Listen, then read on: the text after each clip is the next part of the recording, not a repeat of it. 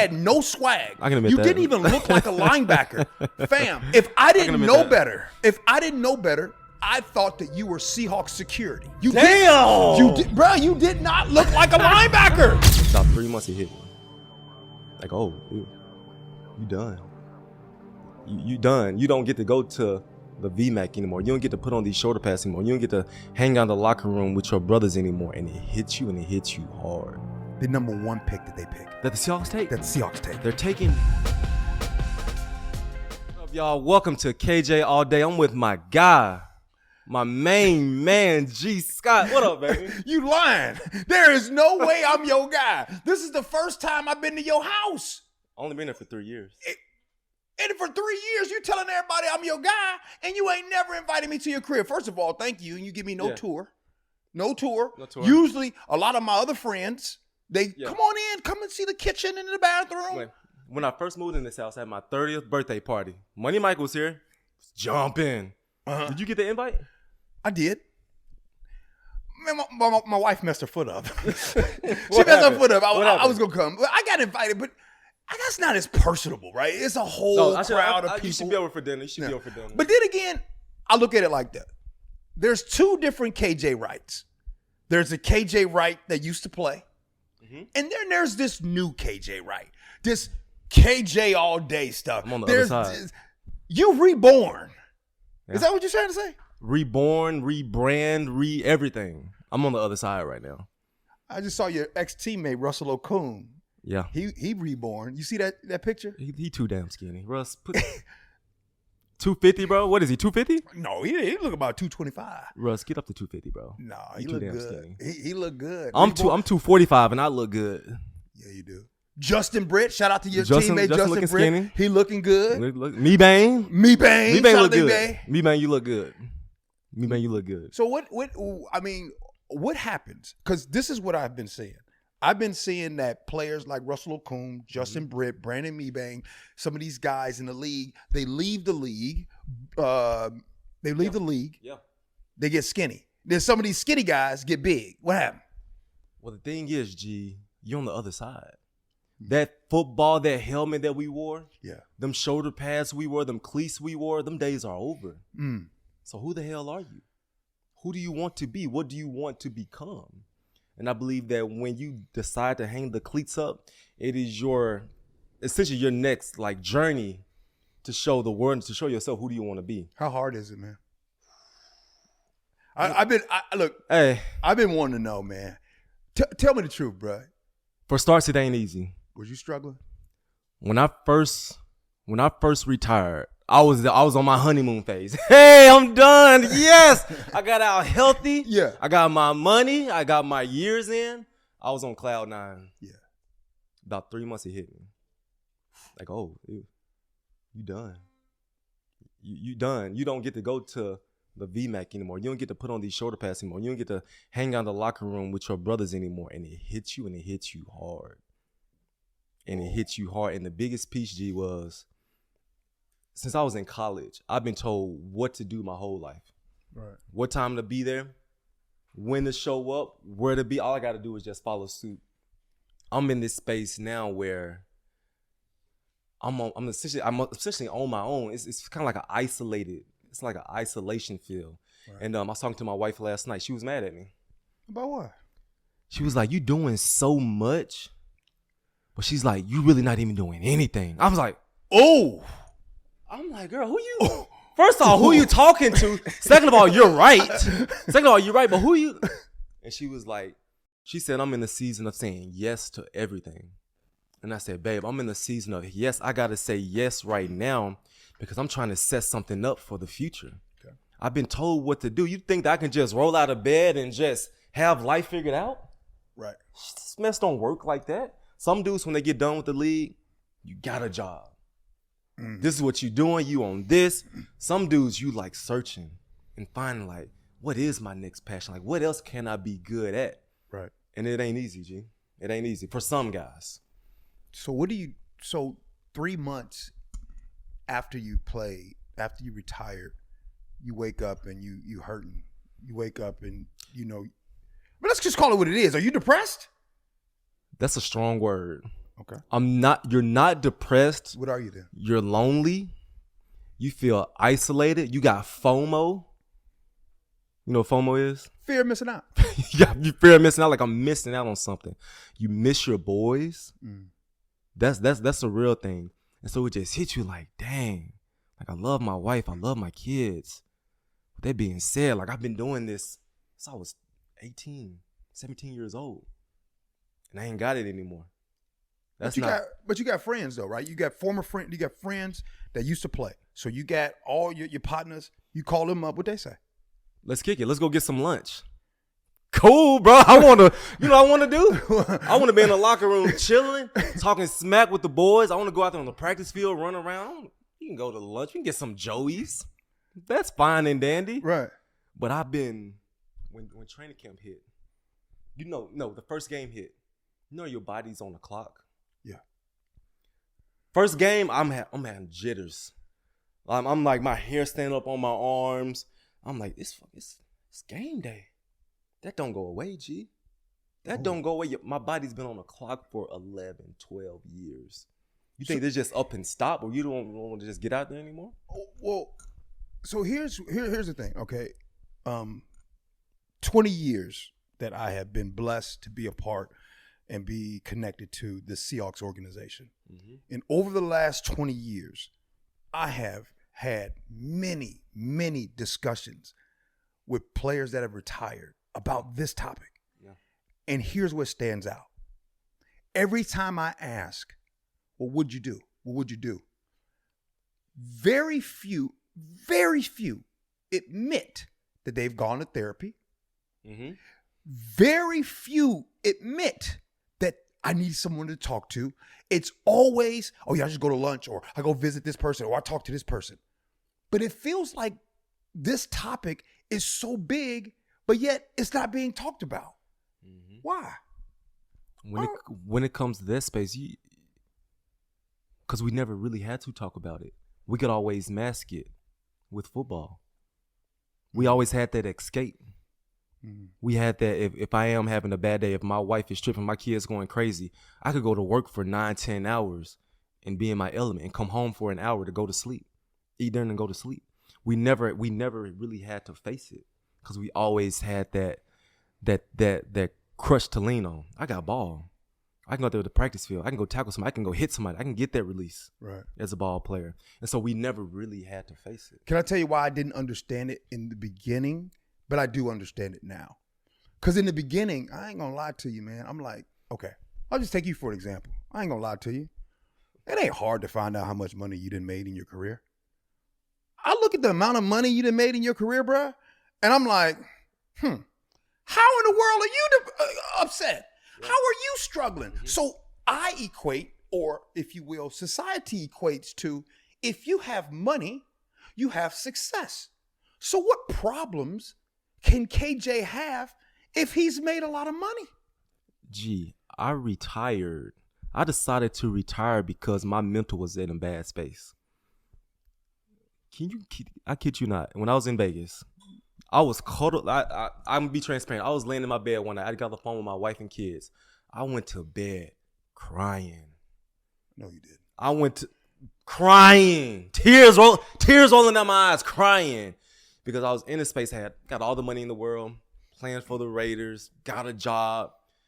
But that mental side, like when you don't got your support system, when you don't got your team, when life's not good at home, you're not happy. And so I called the Seahawks.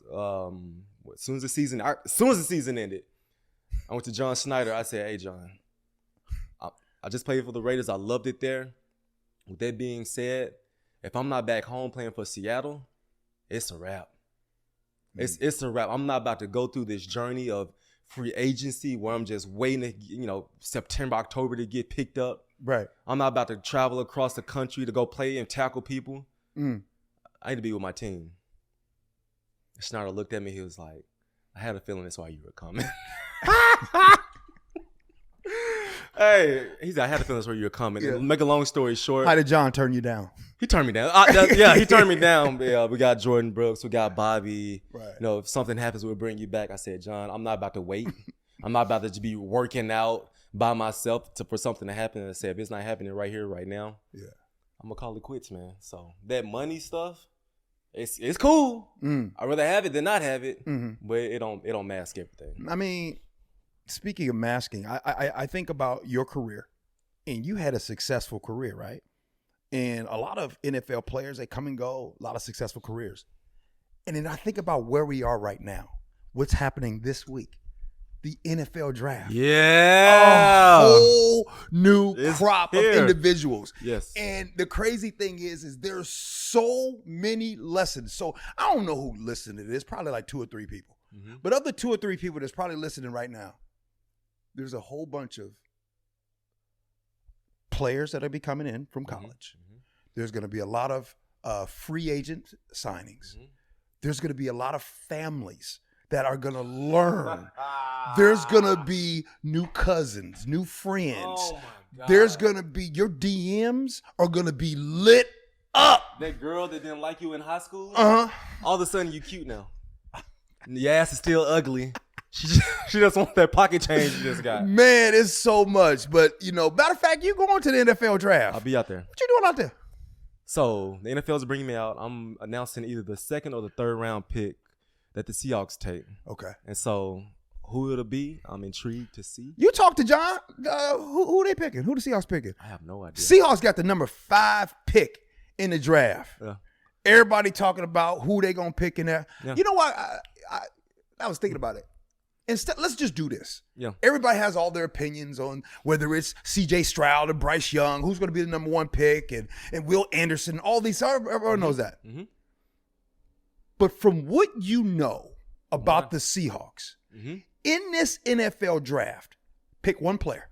I want you to give me one player that you believe would be the best in a Seahawks uniform, with you understanding the culture and the coaching and everything that goes on in this city and inside the Virginia Mason Athletic Center. Let's be honest here. Be honest. One player that would fit the best in a Seahawks uniform. There's this guy that I watched all season long. SEC Offensive Player of the Year. Comes from a football background. Plays quarterback. Coming off an ACL injury. When I look at the quarterback from the Tennessee Vols, Henderson Hooker. Ooh.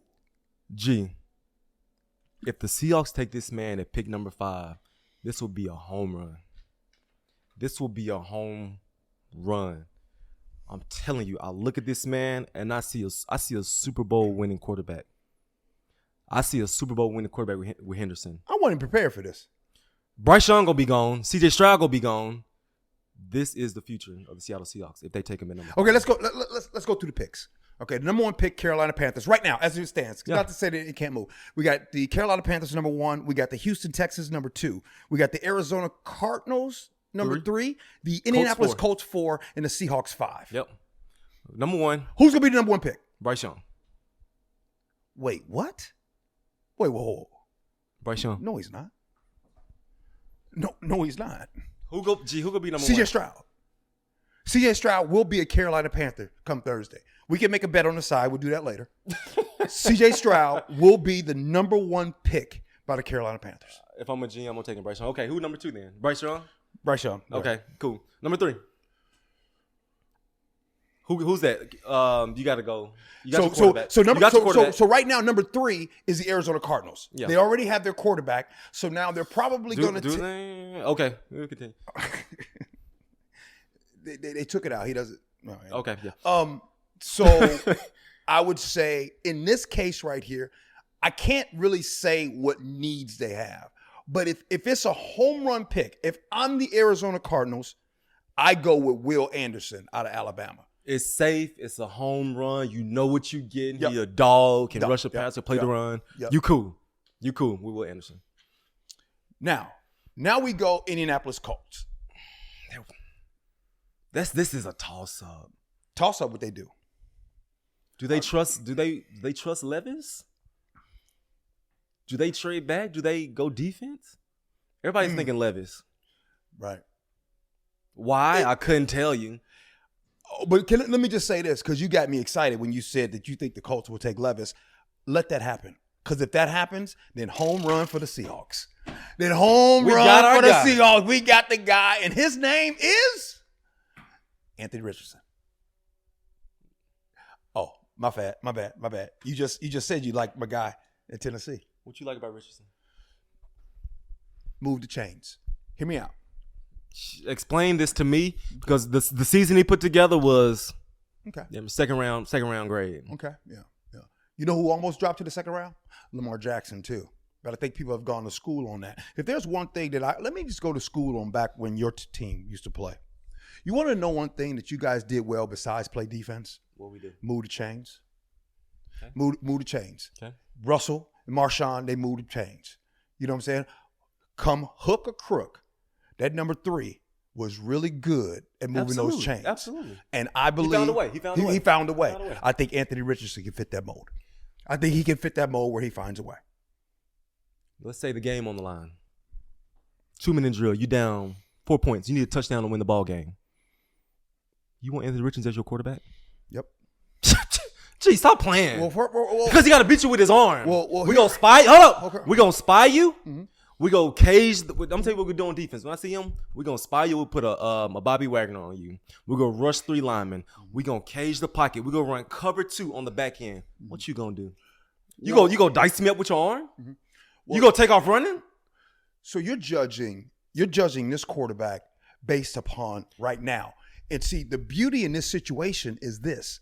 The Seahawks are in a dynamic situation that the Colts aren't in, that the Carolina Panthers aren't in, the Texans aren't in. And what is that? They can bring their quarterback and have him sit for a year because they got Geno Smith. Shout out to old man Geno Smith. Congrats, Geno. Congrats. Get that paper. You did well last season. Way to prove everybody and right back whatever you need to do.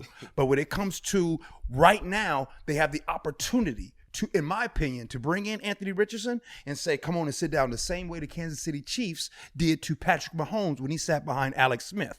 That is a win-win for the Seahawks and Anthony Richardson. He gets to sit back. There's no pressure.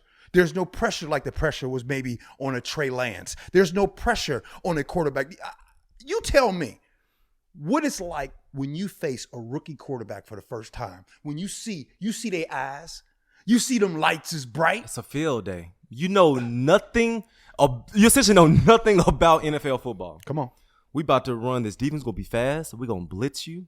We're gonna throw some curveballs at you. It's a field day if I face a rookie quarterback. And so if Richardson is on the team, yeah, they can put him in Wildcat, get him there in the red zone, do some stuff with him.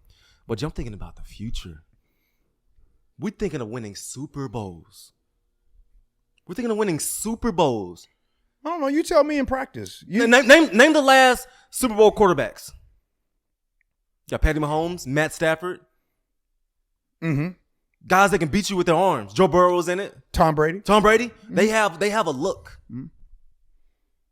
I'm not the guy. Well, wait, they got a distinguished look to them, and they beat you with their arms. I just can't believe I'm having this discussion with you because we can go back to your teams, and we could talk about what number 3 Russell Wilson did. Now, Russell Wilson developed and became a really good passer. But Russell Wilson as a passer today and later on in his career was not the same as it was when he got here in 2012 and when you guys won the Super Bowl in 2013. And Matt, correct me if I'm wrong. I don't have the stats in front of me. But in the playoffs, into the Super Bowl, look up the stats when you get a chance. Russell Wilson averaged 166 yards passing. And you guys were dominant. You won 48-3 against... Come on now. Well, is this defense go get anywhere close to the Legion of Boom? No, they're not. Is this defense going to be a top 5 defense anytime soon? No, G. No. So go get a quarterback. Go get a guy that when you put the ball in his hands, you're putting up 30-plus points a game. This era of dominant defense run the football, no. This is a quarterback league. Okay. That's fair. This is a quarterback. That's fair. league. So we can't think about the good old days. Those days are over and done with. Okay, from the defensive side of things, is this what you're saying? Are you saying gone are the days of a dominant running quarterback winning Super Bowls? Because I'd argue a running quarterback has never won the Super Bowl. Russell won.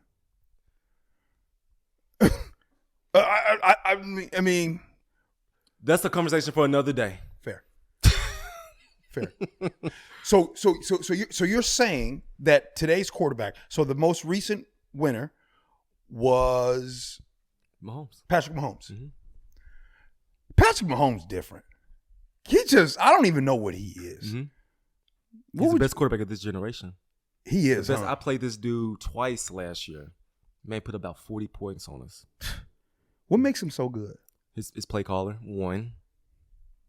I think it's Andy Reid. Man, why would you even? It's Andy. I'm sorry. They still got an offensive coordinator. It's Andy Reid. Okay. So his play caller is good. So he's just a magician with the football. So when you play defense, was it Dan Quinn? Was it Gus Bradley or was it Pete Carroll? None of the above. It was us. Oh man, what do you mean it was us? We call about 4 plays a game. Just straight man to man. With all due respect, straight cover 3. Cover 3. Mm-hmm. Hey, you took the game plan on Wednesday. What we about to do? Cover 3. It ain't that damn hard, G. So anyway. Okay. Anyway, let's talk about when these dudes do get drafted. What happens when you get drafted? What happens to the families? Let's talk about what happens to the families. Oh man. Let's start with the families first. I want to talk about that, and I'll tell you that a lot of the things that I have seen over the years.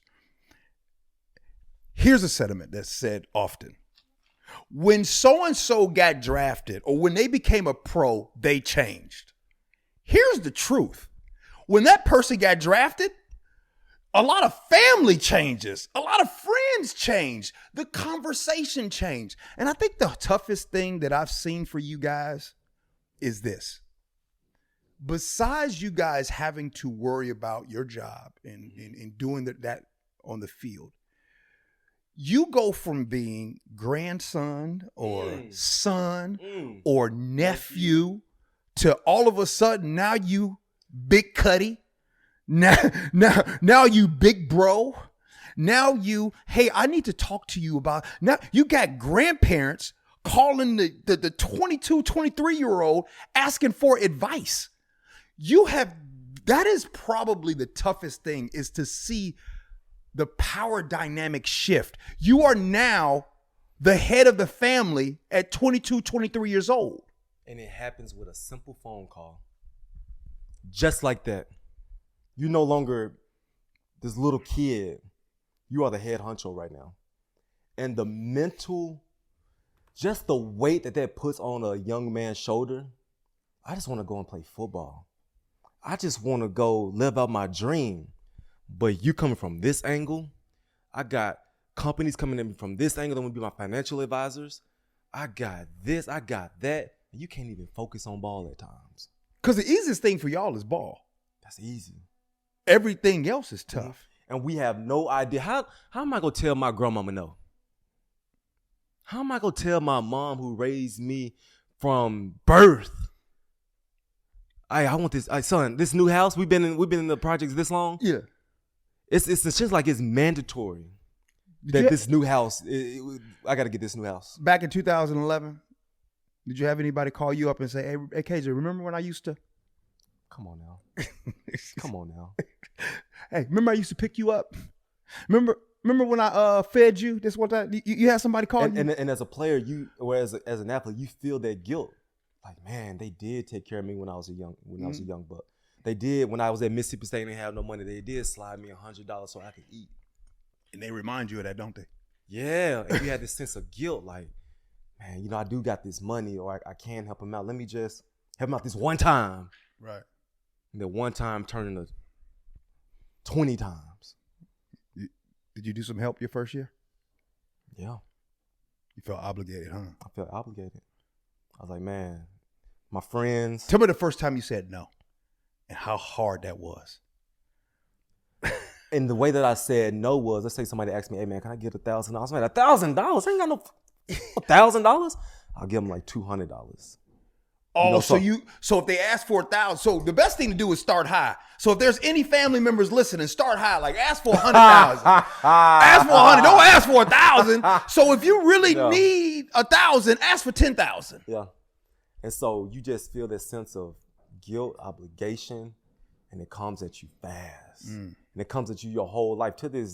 My whole career, somebody coming with something. I've had people ask me for hundreds of thousands of dollars. Oh, really? Hundreds.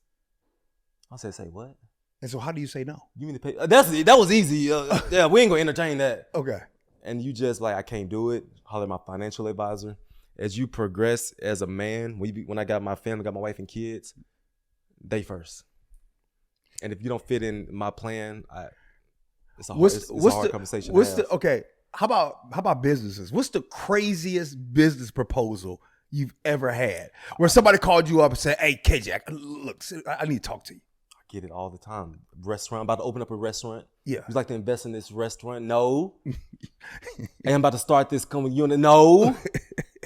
No, I have no desires for this. So it comes all the time, and people just see us as dollar signs. And that's what comes with the territory. Understand that people see you as dollar signs. Okay, so we got these young bucks that's getting ready to come in. By the way, my guy Quincy Avery, shout out to Quincy, he said something the other day on Twitter, and he said we should do away with the NFL draft. We should just do away with the NFL draft and just open it up to just straight free agent signings. That's a deeper topic. Okay. I actually like that idea, but we can get it where you can just like, hey, if your team wants to sign you, they sign you. You get rid of the pomp and circumstance of the draft, but that's another story. Okay. But let me get into this part. How about this? I've been fortunate enough to be around this game now 20 years. Mm-hmm. You've been around this game for a long time as well. Mm-hmm. How about we add the top 5 things on what not to do when you show up as a rookie? I'll go first. And top things not to do. Mm-hmm. And by the way, it has nothing to do with the field. This is everything off the field. Mm-hmm. You ready? Mm-hmm. Here we go. Number 1,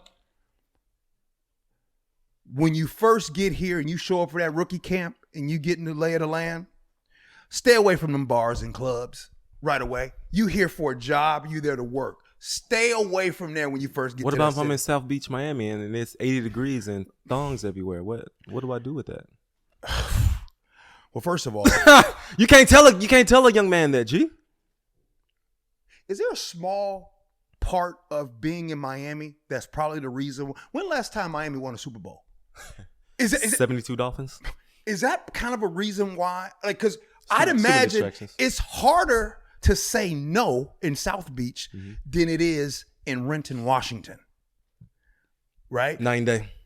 So it's your turn next, but I'm throwing out, stay away, especially rookie camp and all that kind of stuff. And that first week or so that you're here, hey man, stay away from them places. Mm-hmm. That's one.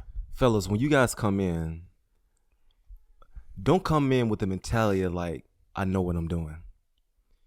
You have no clue about this NFL journey you're about to embark on or embark in. Understand that. I'm gonna stop there. Don't come in there with the mentality of like, I know what I'm doing. That's number 2. Number 3, when you get to the facility and you get to being around everybody, don't just treat the coaches with respect.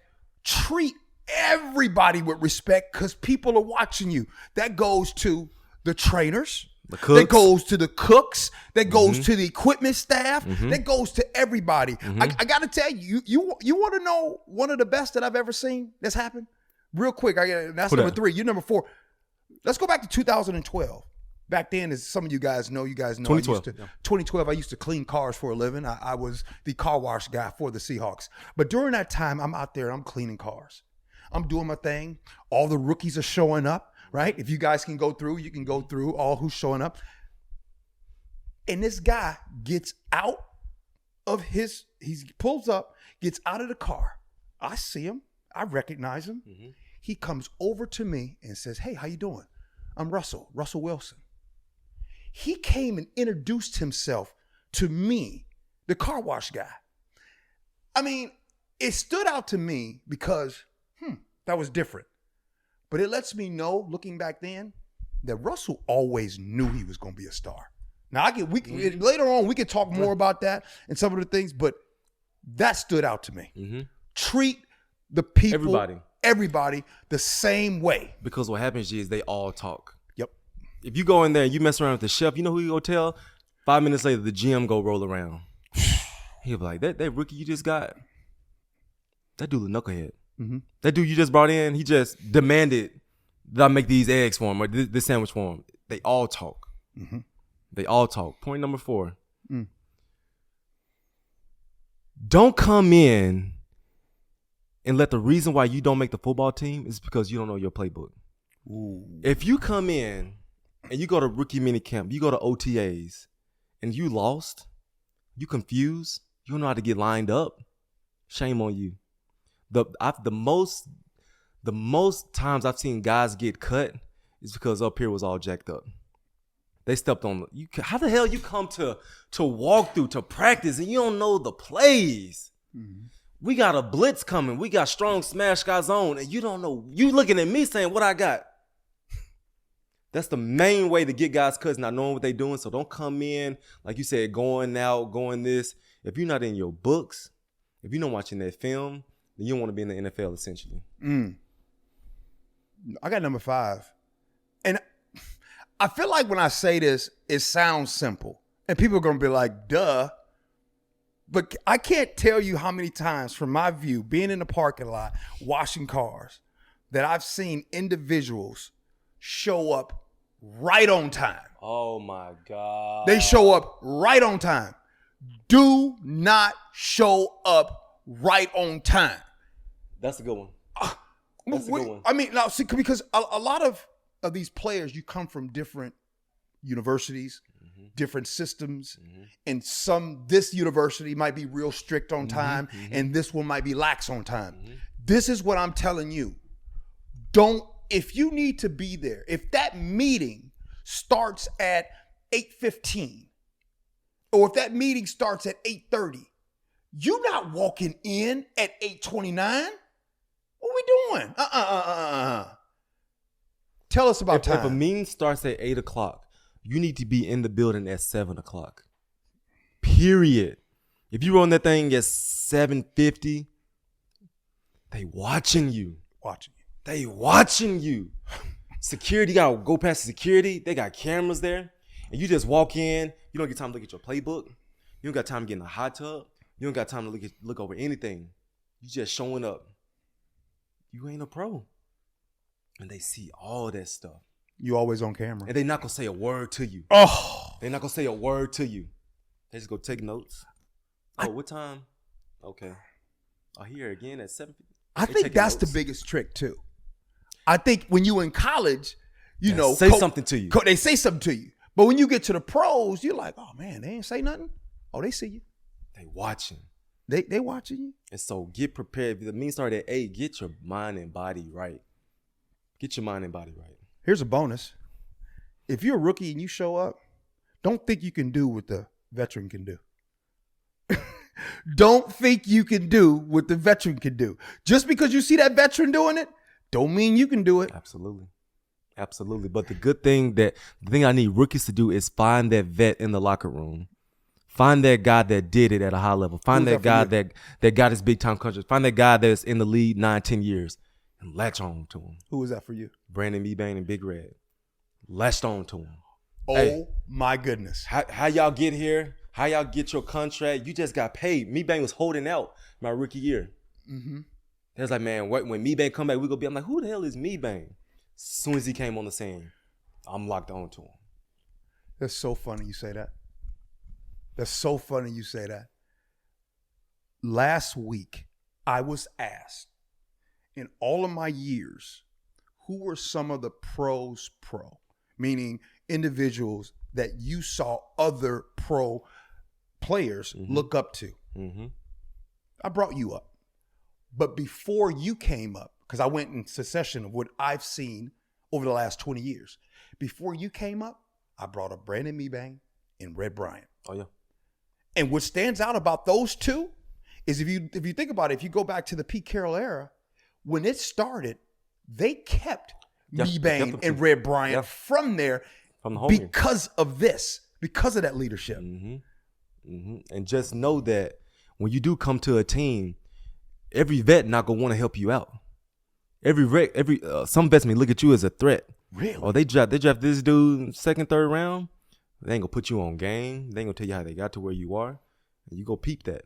You saw what Martellus Bennett said about Jason Witten about how he didn't help him out. First and foremost, they ain't obligated to help you do a damn thing. Right. That's first and foremost. You a pro, handle your own business, but understand there are dudes in the locker room that want to help you out. They want to see you be successful. They want to eat. So make sure you find those dudes so they can help you out. Your teammate, your former teammate, who, let's be real, he's going to walk into the Hall of Fame, Bobby Wagner.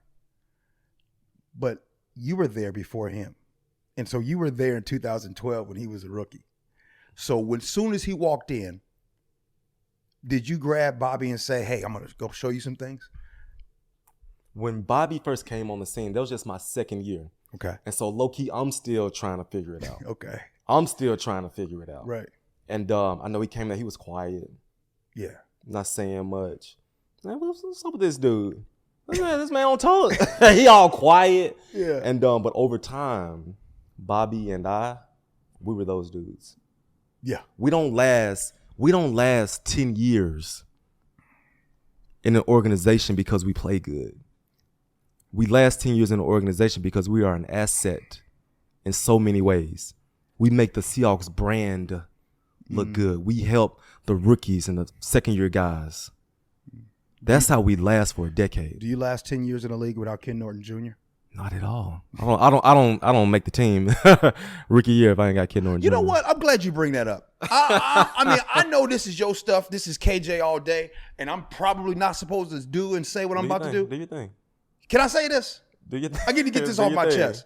Do your thing. When you first showed up in 2011, and let me paint the scene a little bit. If you guys go 2011, that was a lockout season, right? So basically, KJ had no rookie camp, no OTAs, no mini camp, none of that. So he wasn't able to show up. He and everybody else wasn't able to show up until 2011.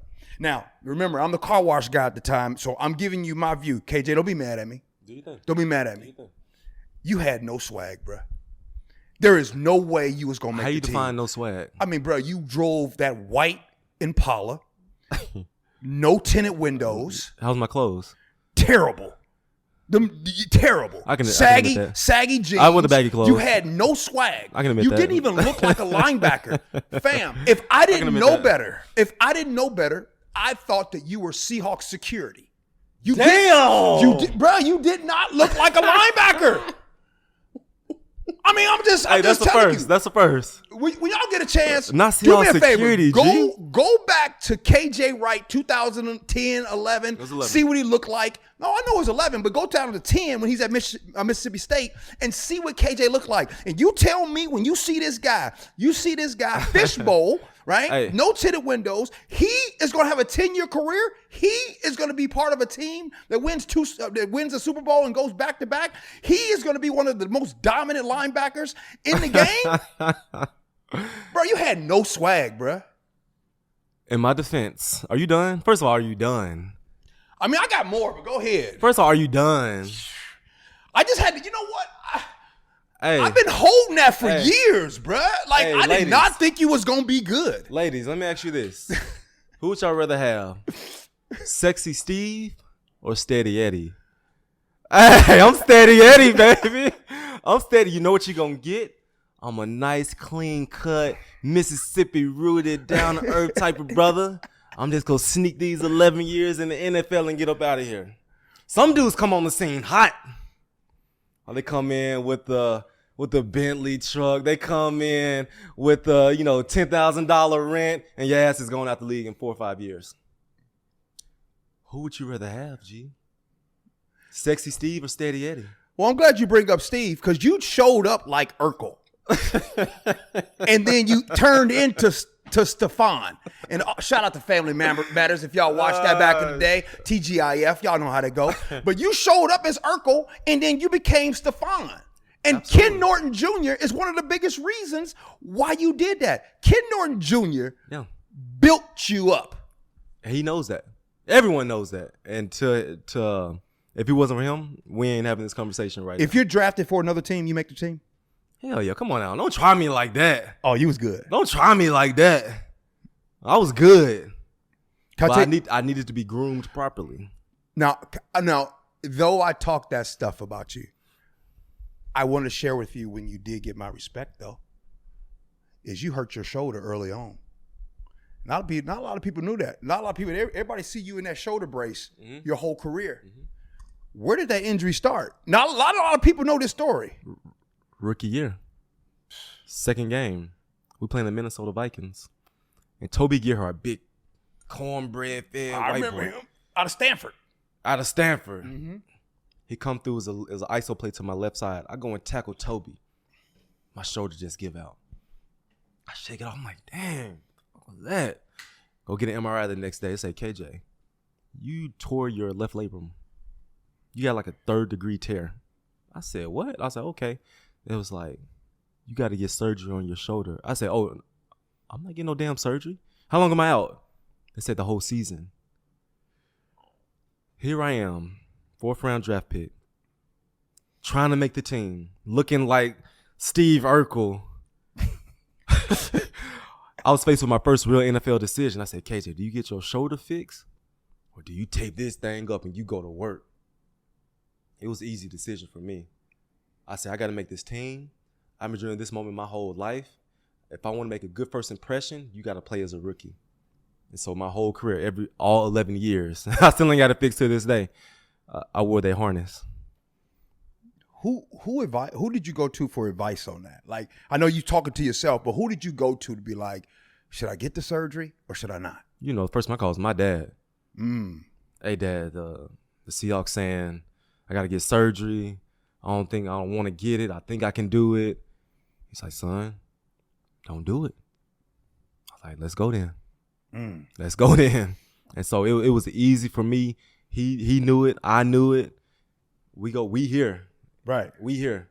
And so if you can play through it, I got a motto. If you can run, you can play. If you can run as a linebacker, then you can play. How long did you have that Impala? Cause that's another thing. Like, by the way, I make fun of it. By the way, shout out to you because you used to let me clean it. Yeah. I appreciate that. Mm-hmm. I used to charge you $40. After my rookie year, I bought my dream car. You sure did. My Escalade. Come on now. You sure did. Come on. I did everything in order because I had no money. What the hell I'm gonna buy, G? I ain't have no money.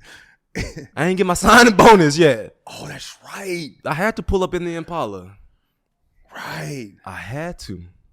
I ain't have no money. What'd you think when you first came to Seattle anyway? Like, you from Mississippi. Oh. So you out here in Seattle. I thought I was in a whole new country. I see mountains, lakes, pho. What the hell is pho? Calamari. It's like calamari. Malcolm Smith put me on calamari. So I thought I was in a whole new country. That's funny, man, because what we eat today, I'm from the Midwest, you from the South. You love that stuff too. What? You love it. Pho, man, it's Seattle, a rainy day, there's nothing better than pho on a rainy day. I love all that. I eat Korean food constantly. Shout out to my wife, she Korean. Korean, I heard they got some good fried chicken. Is that a stereotype? Yo. No. Hey. I don't want to make stereotypes. No. But also, to be for real, yo, Korean culture, the fried chicken, it's incredible. It's incredible. Yeah, I heard. Oh, I heard. It's incredible. But but a lot of foods we eat. But you know what's crazy is that I didn't know this until I moved here, but this is the capital of teriyaki. Did you know that? Is it? Yes, bro. What kind of teriyaki? Chicken teriyaki. Chicken teriyaki. Which ethnicity started it? I don't know who started it, but you got any chicken teriyaki places in Mississippi? I don't think so. Thank you. Yeah. Man, KJ, we talked a lot about these rookies coming up and what they shouldn't do. Before we go and be done with this, I want to talk about what these new rookies, these new possible free agents, what they should do. For these rookies, they got to understand that your body is your temple. And you got to understand that there is a skill set when it comes to taking care of yourself, right? Don't wait until you get hurt. Be like, oh, can I get my hamstring? Do stuff before you get hurt to prevent getting hurt. What can we do? What can they do? The basics. Get your massages. When you get to OTAs, it needs to be once a week. When you get to training camp, it needs to be twice a week. After practice, get in the cold tub. After practice, stretch. After practice, go get acupuncture. Do stuff to prevent getting hurt. Dudes wait until they get hurt. They're like, oh, can I get treatment now? Try to avoid the stuff before it even happens. Injury's gonna happen. Stuff's gonna happen. But there's stuff that you can do to avoid it before it even comes. So understand that the quicker you can learn that, find a vet. Hey, what do you do to take care of yourself? And follow his program until you figure out what works for you. You know what a lot of vets taught me over the years? As far as the hamstring. You know what they taught me? Watch out for dehydration. Mm-hmm. Dehydration can possibly lead to some of these hamstrings. And what's the number one cause sometimes for that dehydration? Liquor. Alcohol. Liquor. Y'all better stay away from that liquor. Liquor. Beer. Yeah. Smoking. Put all this stuff in there. Smoking too. Yeah. Avoid that stuff, man. Understand that what you put in your body, what you give your body, it's going to give you back. What you give your body go respond to it in a positive way or the negative way. When you come here, you putting up eating Popeyes, eating McDonald's, you going to have a Popeyes and McDonald's body. Feed your body the right stuff. Feed that liquor stuff, it catches up to you. It catches up to you. Day one, what I've learned from you guys over the years, day one, when you walk into that rookie camp and you walk into that building for the first time, understand that day one, clock is ticking. Oh, yeah. Soon as you walk in, clock is ticking. You'll be lucky if you get 2 or 3 years. Average. You'll be lucky. Average NFL career is 2.7, 2.8 years. You'll be lucky. What they gonna do to separate themselves? What they gonna do to separate themselves? Who are you compared to the next 100 dudes that's gonna come out next year? What you gonna do now to start separating yourself as a rookie? You think you're just gonna show up? It means at 8 o'clock you showing up at 7:50? Mm-hmm. Is that separating yourself? Mm-hmm. You putting this mess in your body? Is that what's gonna separate yourself? Understand that this is a recycled league. They don't want to. Each and every year, they want to find somebody younger and cheaper. What you gonna do to say that I'm here to stay for the long haul? When you know what I always want to ask.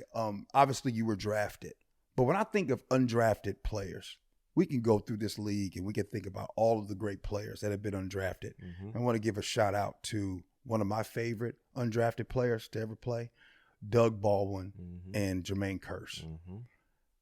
When you were drafted, and then over the years, when you see some of these undrafted guys come in, how hungry are they? Funny story. Jerron Johnson, undrafted. I don't know if it had to been in training camp. It had to be in training. This is our rookie year. They call up the third defense, 3D, go up. JJ not even third string. JJ fourth string. The third string safety must inherit what JJ do. He ran out there with the third string. Guess what happened the next play? Pick to the house.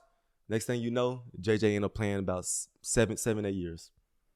Off of that one moment, undrafted dude. And the person that was in front of was a 4th, 5th round dude. You never know when that moment gonna come. You never know when that play's gonna be made. When that opportunity comes, just take full advantage of it, especially if you're an undrafted free agent. I don't give a damn where you was drafted at. The ultimate goal is to make the final roster. That's the ultimate goal of your rookie year. That's the ultimate, and that's the first goal. That's the first goal. That's the first goal. The second goal is to sustain and to stay there. Because you always have that undrafted free agent stigma on you. Oh, this dude was undrafted. Just like the first round picks got a stigma on them. The first round picks, they get chance after chance after chance. If you're a first round pick, you undrafted, they just see you like, yeah, you good. Yeah, you made it, but it's just you always got that attached to you. That stay with you. Where you get drafted, stay with you your whole career. It stay with you. And that's a good thing. if you are undrafted free agent because you want to carry that with you. Yeah, I am undrafted. Yeah, y'all did pass up on me. Yeah, I do got this chip on my shoulder. Hell yeah, I'm pissed off. And I'm about to take over. You telling me Richard Sherman wasn't mad he went 5th round? When he came on the scene, y'all took who in front of me? Hey, New Orleans Saints, when y'all called me in the 3rd round and said y'all was going to draft me, y'all took Martez Wilson instead of me. Y'all called me and said y'all was going to take me. You don't think I'm pissed off every time I'm taking you? Dallas Cowboys, when you got Bruce Carter in the 3rd round instead of me, you don't think I'm pissed off when I face y'all? You was thinking about that? Come on now. Come on now. Wait, Tennessee Titans, when y'all took Akeem Ayers, I peeped all that. I peeped all that. But y'all be I thought us fans were petty. Y'all players be thinking about this stuff? It's disrespectful. It's disrespectful. How dare you disrespect me like that? When you look at my body of work and when you look at his body of work, it's not even close. And for y'all to pass up on me, you go feel this wrath. I grew up a Cowboys fan. Y'all didn't even call me during interviews. But you want to take Bruce Carter? Yeah, you know what's coming. You know what's coming. Was you kind of hurt by that? Feelings was hurt. What hurt me the most is when the Saints called me. They called me on draft day. They said, KJ, if you here, the 3rd pick or 3rd round, we're going to take you. They took a quarterback, cool, running back, cool, but they took another linebacker at my spot. Real quick, before we get out of here, I want to ask about that because we see there's going to be a bunch of families together and parties and hanging out and everything, and the potential draft pick is sitting there with their family. You said you got a phone call from the Saints and saying if you there and everything. You're like okay. And you're like, hey family, everybody, and then when they don't pick you, what's that feeling like? When the whole, is it like getting turned down in front of your whole family? Bro, you just got this big knot in your stomach. And it's like it never goes away until it officially happens. You nervous, you stress. You like, my God, when is my time coming? And it feels like days. Well, hell, it was days for me. It was 3 days until that moment comes. So you had a party day 1? Oh, no. It was my mom and my dad. Day 1. Day 2, mom and dad. You didn't want a party. After party. After party. Hell no. Yeah. No party. Folks bother me looking in my face. What's going on? No, y'all stay away from me. Did you have an after party? Oh, yeah. We turned up. Yeah, it was a good You time. turned up? The whole city came out. Anybody come in and say, I always thought you was cute? We'll say the story for... We'll say the story for another day. It was some girls in high school. I'm like, hey, you ain't giving no play back in the day.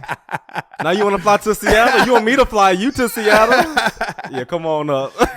Come on up. Hey, man, fly safe out there. You getting ready to go out there for the draft. You know what I mean? What you wearing?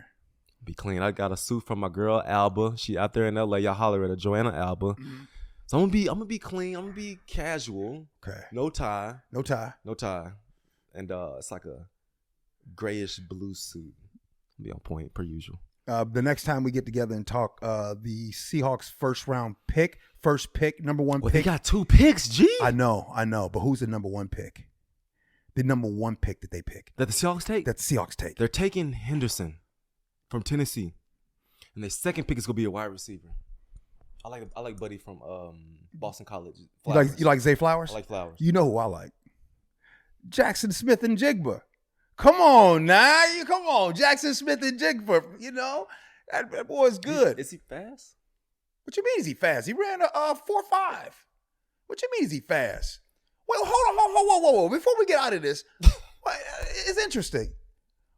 Is that tell what kind of player that they're going to be? I messed up and I misjudged you. Speed kills at that receiver spot. Mm-hmm. Tell them we got DK, Tyler, this young boy. What's the Charger wide receiver? Keenan Allen.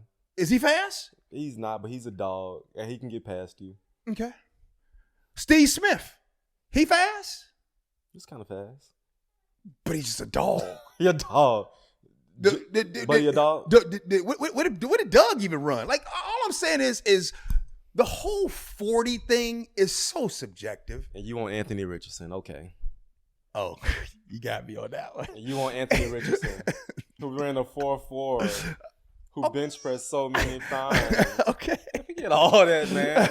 You show me where you are on tape. That's who I'm gonna believe. Mm-hmm. And with Henderson and Flowers, they're my top 2. I'm gonna go ahead and call it. I don't disagree with you if they do have 2 picks. I do think they just go quarterback, wide receiver. That's on my mind. But if they don't get the quarterback first, then that means Will Anderson will be there. I think they get Will Anderson out of Alabama. But the needs as far as the teams in front of them is lining up. If they were to all pick the way they were to pick, it would line up for the Seahawks to maybe get a edge rusher like Will Anderson. Yeah. However, is there a possibility that the Seahawks take a move and trade to go up? They're not trading up. No. They're not trading up. They don't need to. Why would you do that? They don't need to. They're going to stay put. They're going to be patient. All right, man. Have fun. Appreciate it, man. Yeah. I'm about to go eat some of your food up in here. You already ate that Costco. I'm hungry as hell. That wrap. Appreciate y'all. Yes, sir. Appreciate y'all.